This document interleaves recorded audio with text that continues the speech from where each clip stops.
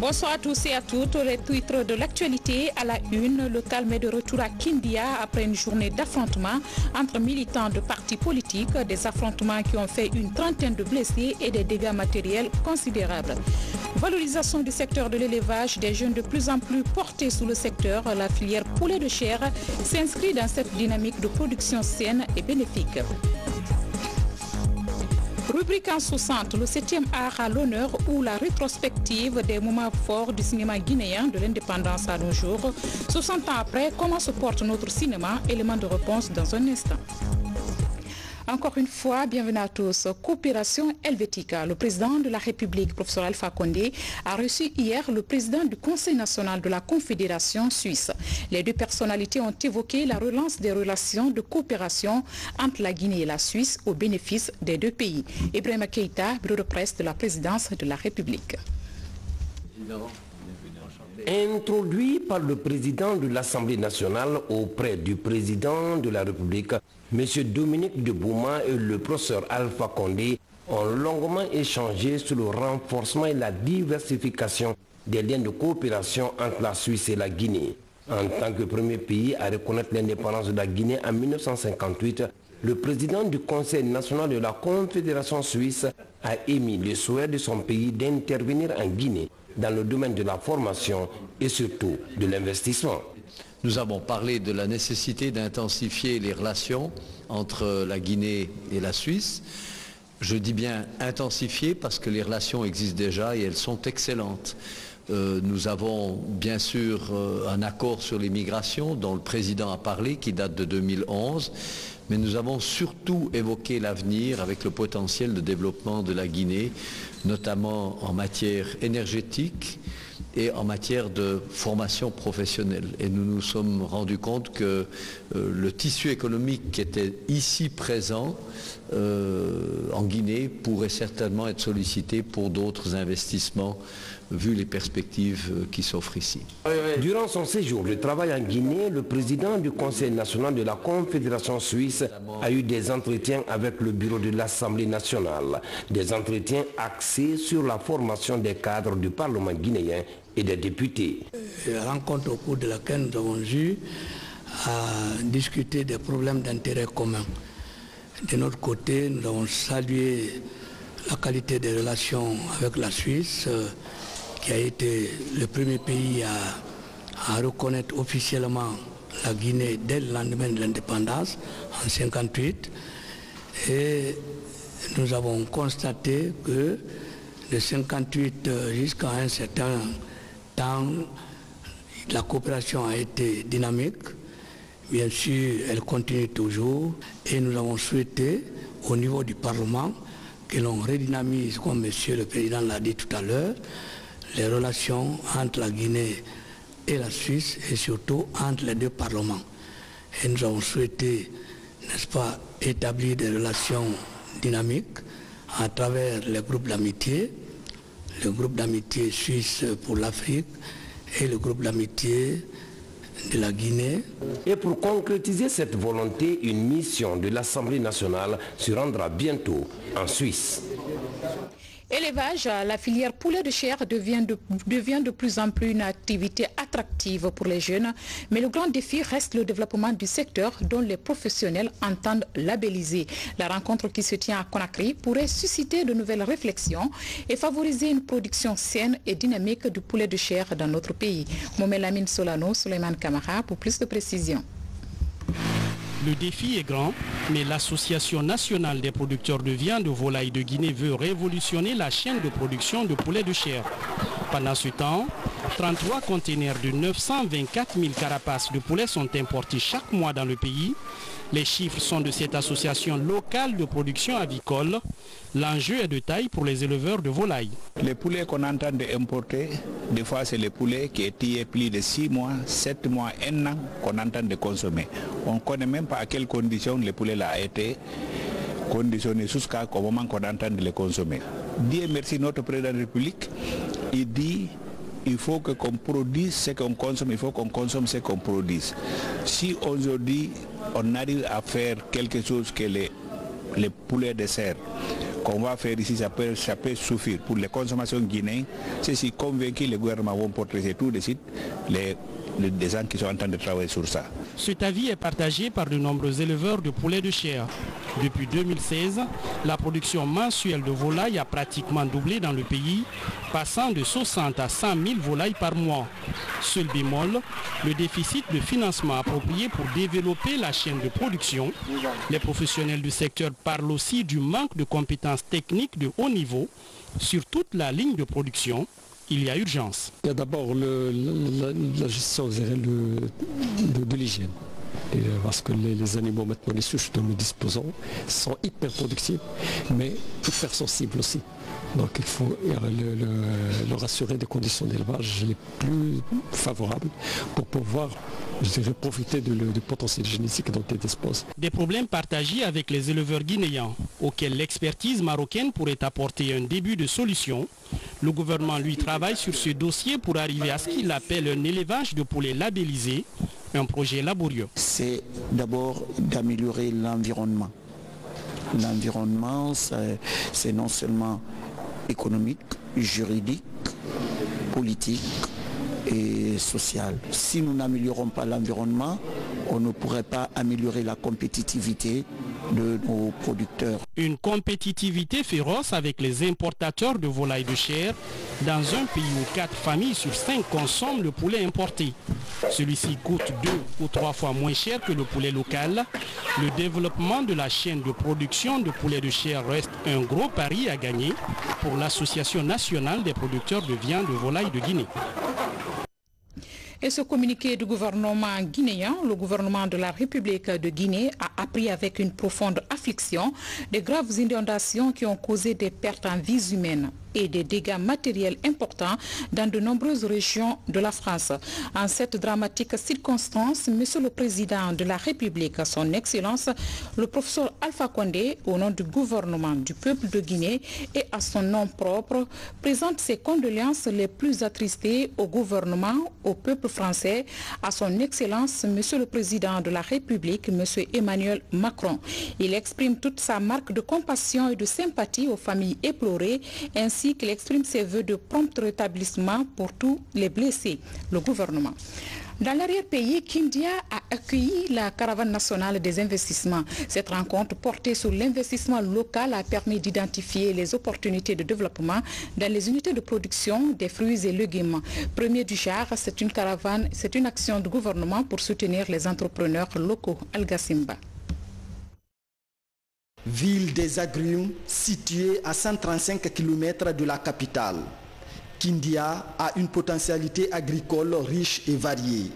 Partout ici comme ailleurs, l'abondance des produits agricoles locaux est remarquable. D'où la nécessité d'installer une unité de conservation et de transformation de fruits et de légumes. La culture de la baronne. Okay, je suis très émerveillée et surtout provenant d'un jeune qui n'a pas pu poursuivre ses études, qui a quitté la capitale, qui est venu s'installer en région.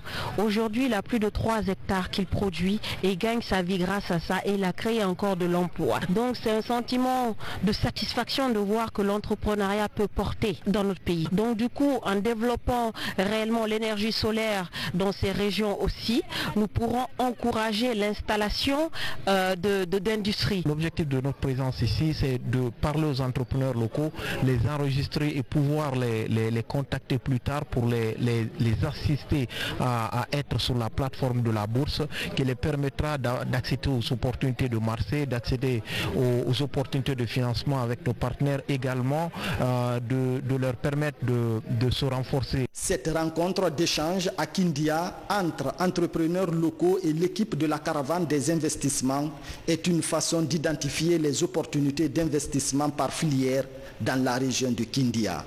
L'investissement réel pour bloquer l'exode rural et développer l'économie, c'est à l'intérieur du pays. Ce n'est pas Conakry qui peut développer la Guinée. Mais ça tarde à venir, mais Dieu merci, ça commence à arriver. Ce qui arrive comme ça, Il faut que l'intérieur du pays dise Alhamdulillah. Cette caravane est une politique du gouvernement à travers l'APIP, financée par les partenaires au développement. Une façon de promouvoir l'investissement privé. Elle répond aux exigences du président de la République, des exigences qui consistent à la mise en valeur des nombreuses opportunités d'investissement en Guinée. Aux dernières nouvelles, la caravane a été agressée et interrompue par des manifestants suite au mouvement politique lié à l'installation des exécutifs communaux à Kindia. La mission est rentrée à Conakry.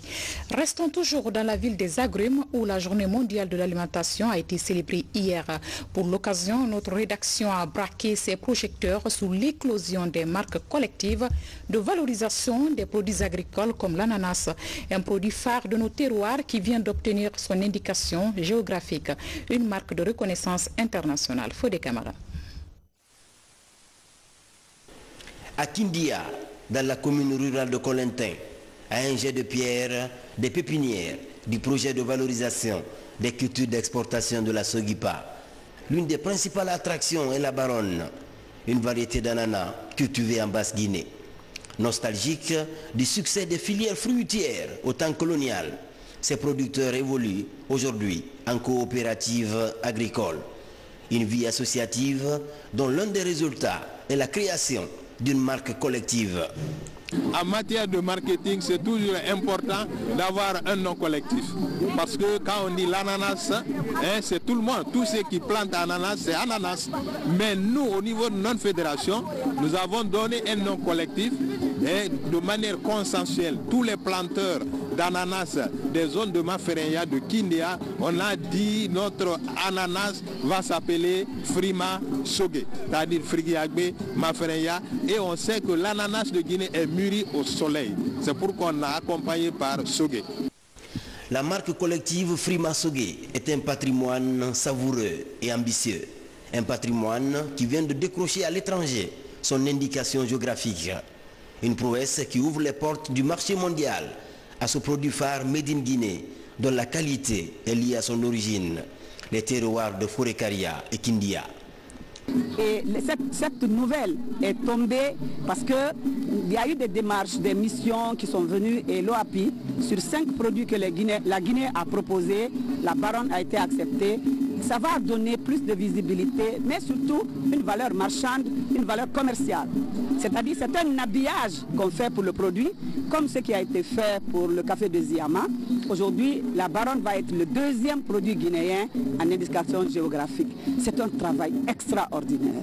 Une initiative de professionnalisation qui facilite l'insertion socio-professionnelle des jeunes. Nous avons un programme avec le WAP, l'accompagnement à l'installation des jeunes entrepreneurs et des entrepreneurs féminins dans le monde rural. L'expérience a montré que les jeunes se spécialisent beaucoup dans le transport et la transformation. Ce sont ces entreprises que nous accompagnons, des noyaux que nous avons déjà recensés, et dans le cadre du projet WAP, nous sommes en train de les accompagner. La démarche qui est surtout appropriée est la démarche ESOP, entreprise de services et organisation des paysans. L'union fait la force, dit-on souvent. La marque collective est une politique de promotion rurale qui fait ses preuves dans les grands bassins de production du pays. Ça et là, l'esprit de groupement d'intérêt économique fait son nid pour lutter contre la faim et la pauvreté dans les zones rurales. Pas que de bonnes nouvelles, malheureusement. Kindia a enregistré aussi hier de vives tensions après l'installation de nouveaux maires. Des affrontements qui ont fait une trentaine de blessés et de nombreux dégâts matériels. Aujourd'hui, le calme semble revenu dans la cité. Retour sur les faits avec Kamara Boubacar.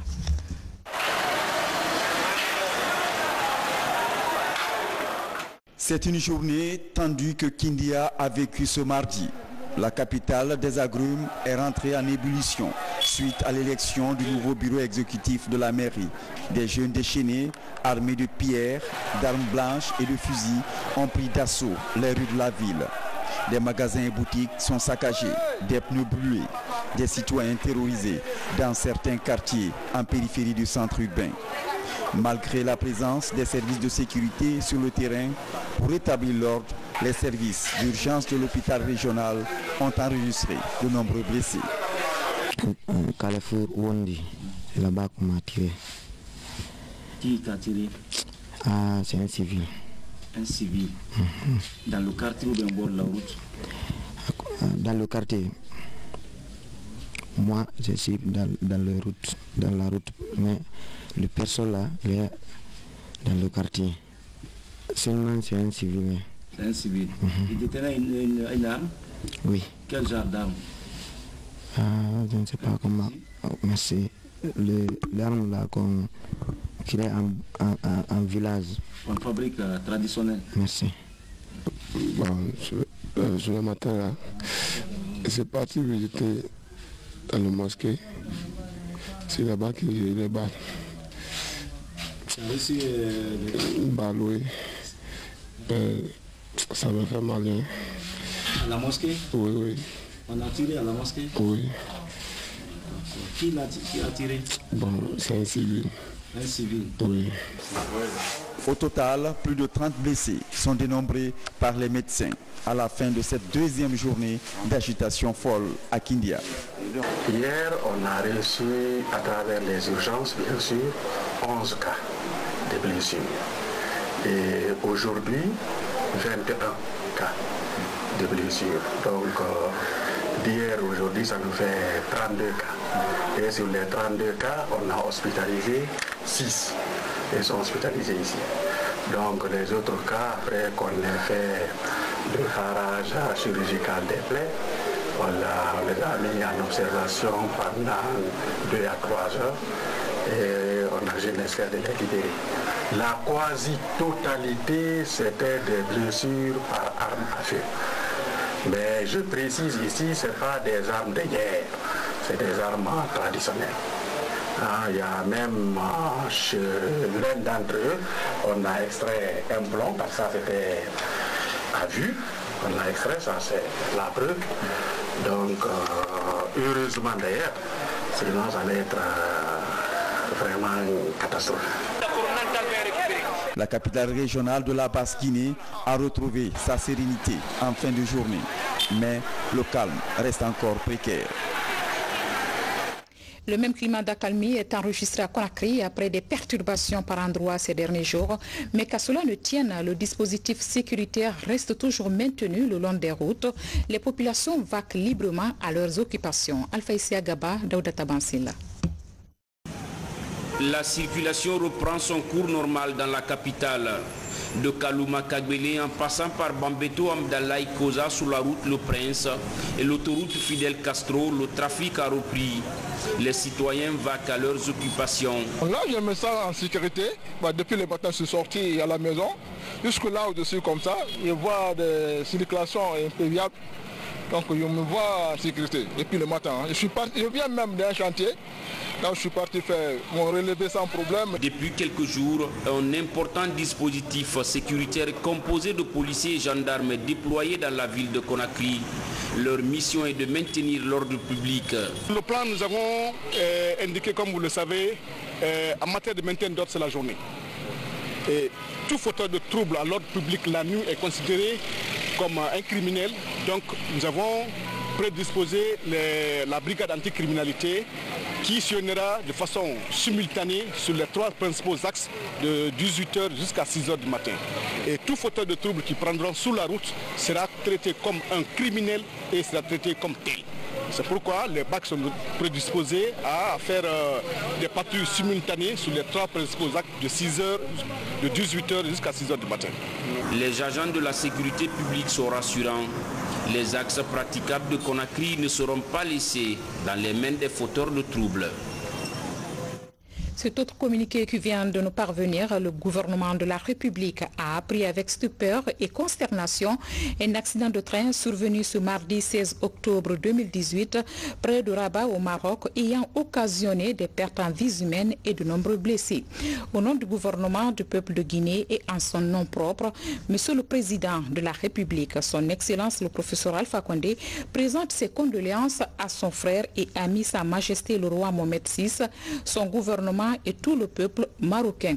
Il témoigne de toute sa solidarité aux familles des victimes et exprime ses vœux de prompt rétablissement à tous les blessés. Éducation, la Fédération estudiantine de Guinée poursuit sa série de sensibilisation sur la reprise normale des cours. Après Kaloum et Matam, ce matin, l'ONG s'est rendue dans les communes de Dixine et Matoto. Partout, le message a porté sur la nécessité d'offrir une formation de qualité aux élèves. Lancé Kamisoko Yunsatawel Kamara. L'éducation est l'un des droits reconnus à l'enfant. Ce droit est encore aujourd'hui menacé en Guinée. Pourtant, il fait partie des droits qui font l'objet de plusieurs conventions et traités internationaux, dont le plus important est la Convention relative aux droits de l'enfant adoptée par l'Assemblée générale des Nations unies du 20 novembre 1989. Ces jeunes élèves et étudiants sensibilisent leurs pairs sur le bien fondé d'une année scolaire réussie. On a lancé un message à l'égard des parents de laisser leurs enfants venir à l'école parce qu'il n'y a aucun risque. Les enfants ne courent aucun risque parce que les professeurs sont là. Donc tout ce qui leur reste, en tout cas, ils n'ont rien à gagner en restant à la maison. Ils ont tout à perdre. Cette initiative est vivement saluée par les responsables. Il témoigne d'ailleurs le bienfait des efforts de sensibilisation fournis par les différents acteurs soucieux de l'avenir des enfants. Le lundi, on a eu 704 présents. Et hier mardi, nous avons reçu 983 élèves. Ce matin, on a reçu 1053 élèves. Donc, je pense que demain, on va atteindre les 1500. Et peut-être vers la fin de la semaine, on va être à 100% de présence des élèves. Quant aux élèves, c'est un ouf de soulagement. Certains même affichent déjà des regrets pour les premiers jours perdus à la maison. S'il y a perdants, c'est nous. Que ce soit les enseignants ou les encadreurs de l'école, ceux-ci ont fini d'étudier. Et c'est nous qui sommes là encore sur les bancs et qui doivent chercher l'avenir. Ce qu'il a dit de plus qui m'a beaucoup touché, en disant que nous serons demain les cadres ou les dirigeants de ce pays. Donc on ne doit pas rester à la maison les bras croisés, dire qu'il y a grève ou il y a quoi que ce soit sans venir à l'école. On parle de grève, mais la grève est à notre niveau, que quand les profs ne viennent pas en classe, ce qui nous intéresse, nous les élèves, c'est que les profs viennent en classe. Si les profs viennent, nous les autres problèmes là, ça c'est entre les profs et l'État. Donc nous, ce qui nous intéresse, c'est les profs. Depuis le lundi, moi j'ai commencé les cours et tout se déroule normalement. Dans la plupart des écoles visitées, l'intérêt de rejoindre les classes grandit chaque jour chez les élèves. Du lycée 1er mars au lycée Senghor de Yimbaya, l'affluence est vraiment grande pour cette troisième journée de la semaine. En bref et en image, cette information dramatique. 3 morts et plusieurs blessés, c'est le bilan d'un accident survenu cet après-midi à Bessia Port 1 dans la commune de Matoto. Ce sont les branches d'un fromager vieux de plus de 100 ans qui se sont effondrées sur les citoyens du dit quartier. Pour l'instant, les victimes sont mises à la disposition des autorités du quartier et les blessés évacués à l'hôpital. Nous y reviendrons. Et ce don destiné au service de santé des armées, il s'agit d'un lot d'équipements médicaux chirurgical pour la qualification des interventions. C'est un appui du budget national de développement. La remise s'est déroulée au camp Alpha Yaya Diallo. Le lieutenant Boubacar Bangora est correspondant de la presse militaire. C'est un don de lots de matériels médico-chirurgicaux composé de consommables de laboratoire et accessoires, d'un fauteuil dentaire et d'une radio numérique pour la clarté des images des os. Cette action de l'État est la suite logique d'un programme d'accompagnement du secteur de défense dans le cadre de sa réforme en cours. Le service de santé des armées, qu'elle soit placée sous le feu ou en temps de paix, a pour mission prioritaire le soutien médico-chirurgical des hommes, la participation à la santé publique et l'accomplissement des actions civilo-militaires. De ces objectifs spécifiques, de la vision globale du chef des armées et de votre engagement personnel à accompagner la DGSSA, je suis en mesure de vous assurer que la disponibilité de ces matériels permettra d'accroître l'offre de la santé au niveau du service de santé des armées. Financés par le budget national de développement, ces équipements ultramodernes viennent renforcer la capacité opérationnelle du service de santé des armées dans la prise en charge de différentes pathologies. Ce deuxième lot d'équipement que nous mettons aujourd'hui à votre disposition au nom du gouvernement ne satisfait certes pas tous les besoins d'équipement, mais il permettra plus généralement d'améliorer grandement vos prestations de services en faveur des personnels des armées, des membres de leurs familles et bien entendu en faveur des populations civiles dans la dynamique des relations civiles commandos militaires. Dans les jours à venir, la Direction générale du service de santé des armées organisera une formation pour son personnel en vue de l'utilisation rationnelle de ces appareils. Dossier culture de ce journal, le 7e art à l'honneur d'abord avec la célébration du cinéma africain à Conakry organisée au centre culturel franco-guinéen. La fête a permis aux professionnels du secteur de plancher sous les défis à relever. Avec la synergie d'action, c'est une nouvelle dynamique qui s'annonce pour le cinéma guinéen. Compte rendu Elhaji Ayassila. En Guinée, la journée du cinéma africain a regroupé les professionnels du cinéma, de la vidéo et des photographes. Le thème choisi cette année est cinéma et droits d'auteur. Une occasion pour les professionnels du secteur d'échanger sur les relations entre le Bureau guinéen des droits d'auteur et l'Office national de la cinématographie de Guinée. L'intérêt de notre industrie cinématographique serait de créer une synergie entre les acteurs sortis des écoles de cinéma et ceux ayant appris sur l'État. C'est pour cela que nous mettrons l'accent sur la formation et le perfectionnement. Au cours de ces festivités, des hommages sont rendus aux célèbres cinéastes guinéens vivants ou disparus pour leur talent et la promotion du 7e art en Guinée. Il s'agit notamment de Sékoumar Bari, auteur de Even la liberté, Keta Fodeba des ballets africains, Costades Ndiaye, Cheikh Doucouré, Cheikh Fantamadi Kamara et Moussa Kemoko Diakité. Les mêmes hommages sont rendus aux animateurs des troupes Pessé, Benso Sodia, Benda, Nil Palou et Léouriéré. Pour les panélistes, la question de droit d'auteur relève de la collaboration entre les acteurs de la production des œuvres cinématographiques. J'ai été appelé pour essayer de renforcer les connaissances de ceux qui sont là, de ceux qui sont encore toujours en prise directe avec la production, la diffusion, et pour que chacun sache quelles sont les nouveautés, les innovations qui sont apparus avec les nouveaux instruments. Le cinéma est différent des autres.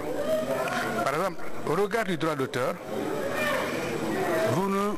dès que vous avez commencé une œuvre à sa création, même si elle est inachevée, elle est automatiquement protégée par la loi. Dans le cinéma, c'est quand on a fini de faire complètement la réalisation, donc c'est pratiquement achevé, c'est prêt à diffusion qu'on dit il y a une œuvre cinématographique. Et du cinéma africain en Guinée marque le début d'un processus de relance du 7e art, un secteur qui continue à battre de l'aile.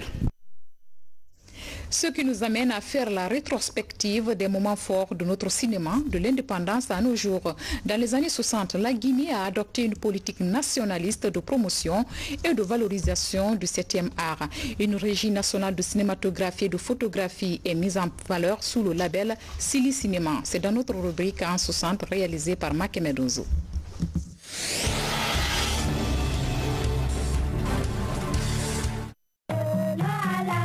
Aussitôt après l'indépendance, la Guinée se lance à la conquête du 7e art. La Régie nationale de cinématographie et de photographie, connue sous le nom de Sili Cinéma, est créée le 2 juin 1967.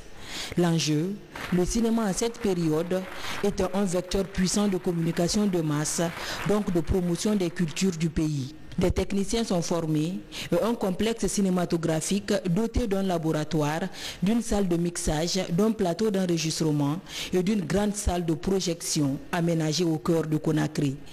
Sili Cinéma compte alors 130 salariés. Ils produiront près de 100 films entre 1976 et 1984. Les films sont diffusés dans les centres cinématographiques ouverts dans chaque préfecture. Conakry dispose de près de 10 centres de cinéma qui tournent à merveille.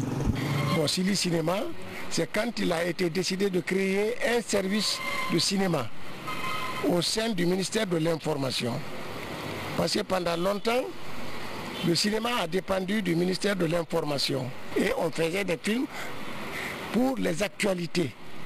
C'est-à-dire chaque semaine, tous les faits importants étaient filmés et on les projetait au bout d'une semaine ou parfois 2 semaines, on les projetait dans les salles de cinéma. L'État investissait beaucoup dans le cinéma. Et ce n'était pas comme aujourd'hui, il faut chercher le financement à droite et à gauche. La libéralisation de la vie nationale opérée sous la Deuxième République bouleverse ce paysage cinématographique du pays en profondeur. Les fonctions de Sili Cinéma sont attribuées à l'Office national de la cinématographie de Guinée, ONACIG. Ce bâtiment emblématique, à l'entrée de Kaloum, tombe dans le portefeuille de la France et devient le centre culturel franco-guinéen. De l'autre côté de la rue, le cinéma du 8 novembre devient Cinéma Liberté. Plus tard, une des ailes du patrimoine est transformée en boîte de nuit sous le sigle MLS. À l'intérieur de la presqu'île, le Triomphe est transformé en pharmacie, le cinéma Vox et les autres salles célèbres sont aussi cédées à des privés pour d'autres fins. Nous, on a jeté le bébé et l'eau, tout y compris. Et ONACIG, c'était pas ONACIG, à l'époque c'était Sili Cinéma, avait un patrimoine immobilier très impressionnant parce qu'ils avaient 28 salles minimum à l'intérieur du pays et à Conakry. Et ils avaient le centre de Boulbiné qui est avec le ministère de la Communication et l'ONACIG aujourd'hui. Et on avait le cinéma, aujourd'hui ce qui nous reste c'est le centre de Boulbiné. Donc on n'a même pas de lieu de projection, à part les privés, il y a Canal, c'est vrai qu'il y a Canal Olympia qui s'est installé. Et il y a le CCFG, mais la Guinée en tant que telle, en tant qu'État, n'a pas de salle. Depuis 15 ans pourtant, le pays forme à l'Institut supérieur des arts de Guinée, ISAG, des acteurs et opérateurs de cinéma.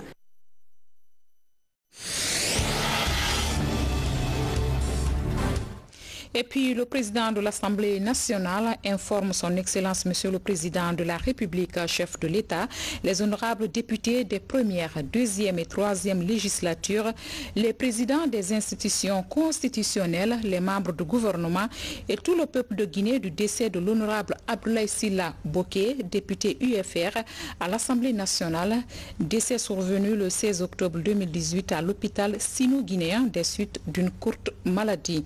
Le corps de l'illustre disparu sera exposé dans la salle des congrès du Palais du Peuple le jeudi 18 octobre 2018 à partir de 10 h. L'enterrement est prévu le vendredi 19 octobre 2018 à Boké après la prière de 14 h. En cette douloureuse circonstance, le président de l'Assemblée nationale présente ses sincères condoléances à la famille éplorée, aux honorables députés et au peuple de Guinée. Que l'âme de l'illustre défunt repose en paix. Amen.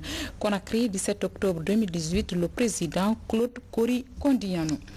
Mesdames et messieurs, voilà qui met fin à ce journal. À tous, merci de l'avoir suivi. Demain, vous serez avec Hassan Hilal Silla au compte de la première édition de 13 h. D'ici là, je vous souhaite une agréable soirée en compagnie de nos programmes. À demain.